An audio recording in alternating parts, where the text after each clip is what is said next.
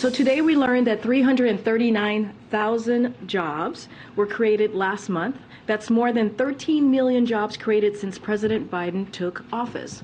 The president's leadership to avert default means we will continue to deliver good jobs for the American people and communities throughout the country. Welcome back. That was White House Press Secretary Karine Jean-Pierre earlier this afternoon. The labor market smashing expectations for May. 339,000 jobs added versus the 190,000 that were expected. This despite efforts from the Federal Reserve to cool the economy. And that figure is up from the 294,000 jobs added in April. That's a lot of numbers, but I think it adds up to good news. NewsNation political and economic contributor and former Trump White House Budget Office Director Mick Mulvaney joins us now to break it all down. What do you think, Mick? Good news for President Biden, no? Yeah, these are really good numbers. There's no question about it. There's no other explanation but to say it's a good number. Anything above 250 is what you're looking for. Keep in mind the folks inside the building, the press pays a very close attention to the unemployment rate, but that's a multivariable equation. So we don't really pay much attention to the rate in the White House. What you pay attention to is the number, and anything above 250,000 per month is a solid economy, a growing economy, creating opportunity for people. So I got to tell you, it's going to be a happy night in the White House. They've had a pretty good week, but the job numbers is a blowout for them today. Yeah, I didn't check the final numbers, but the stock market was pretty much going bananas throughout most of the day in reaction to this. But it's odd to me because sometimes good economic news means bad financial days on Wall Street. And that brings us back to the interest rates and what the Fed is going to do, whether they're going to continue raising rates, because it appears now the economy is still going gangbusters. How do you think that's going to play out?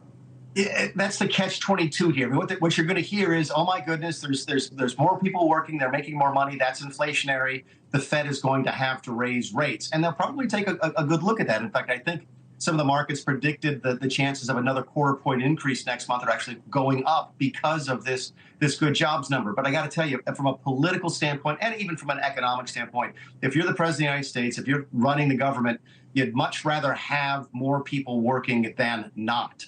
And so, yes, they might have to raise interest rates again. Yes, inflation is going to continue to be an issue, I think, for a variety of reasons. But you're better off having that discussion with people working as opposed to staying home. So you and I are both sort of creatures of the House. You were actually elected to the House from South Carolina and served many terms.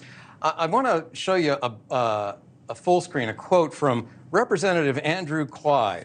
And he says, I was called at about 12:30 on Wednesday, this was this week, and told by leadership that if I didn't vote for the rule, that procedural vote that we've been talking about, up to the debt ceiling vote, that it would be very difficult to bring my bill to the floor. Okay, that's old school hardball. Look, that's a nice little bill you got there. You want it to come to the floor? Well, you better be with us on the rule. But they lost 29 Republicans on the rule. I know I'm getting into the weeds. It still drives me crazy because this is a sign to me that the sharp divides that we've seen and unity within both parties, let's be honest, is sort of showing some weakness now as we head into a presidential year. What's your interpretation? I look at it differently. I really do. I look at it as this is how this was supposed to play out in the very beginning. Keep in mind, we always negotiate debt deals. We negotiate debt deals in the 90s. We did it in 2011. The Democrats did it to the Republicans, to us when I was in the White House in 2017, 2019. We always negotiate these things. Yeah.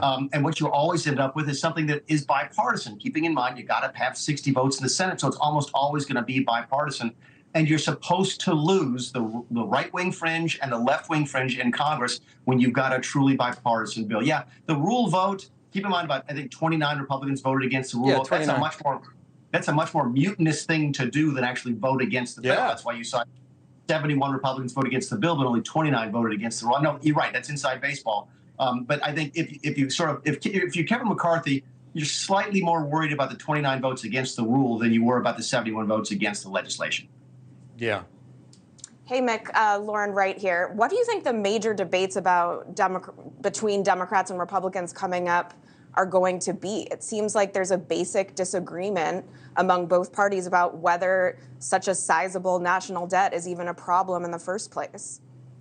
Yeah, I think to answer your first question, there's two different questions. I think the first question is what are they going to be talking about now? It's going to be defense spending, right? Because what they did in this deal is they broke the connection between social welfare spending and defense spending. Those two things had always sort of moved in lockstep. Democrats wanted to spend more money on social welfare. Republicans want to spend more money on defense. So they hold hands and spend more money on both things. And that connection got broke in this deal. Now, still, you got a bunch of Republicans saying that, oh, these are defense cuts. They're not. It's a slower rate of growth. But you're going to have some really intense discussions between now and September, when the fiscal year is over, as to what are we going to do about defense spending, and we're going to keep the connection between defense spending and social welfare spending broken, or are they going to go back to start moving in lockstep? That's the next conversation to take place. Thanks for watching. Go to newsnationnow.com to find News Nation on your television provider. And don't forget to subscribe. Click the red button to get more of News Nation's fact-driven, unbiased coverage.